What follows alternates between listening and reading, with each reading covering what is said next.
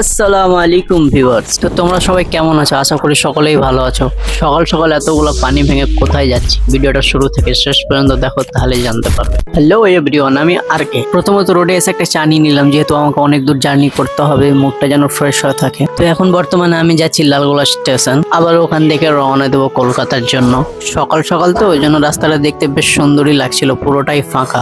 সেই রাস্তা দেখতে দেখতে আমি যেন কখন লালগোলা পৌঁছে গেছি কিছু বুঝতেই পারলাম না। স্টেশনে এসে দেখি টিকিটের জন্য এত বড় লাইন। এতক্ষণ লাইনে থাকার পর আমারও পালি চলে এসেছে, এখন টিকিটটা কেটে প্ল্যাটফর্মের দিকে রওনা দেবো। না জানি ঠিক আমার মতনই কত ছেলে প্রবাসের জন্য রওনা দিয়েছে, নিজের বাড়ি, নিজের গ্রাম, নিজের আপনজনকে ছেড়ে। তো ফাইনালি ট্রেনের মধ্যে এসে বসে পড়লাম, এমনকি ট্রেন ছেড়েও দিল।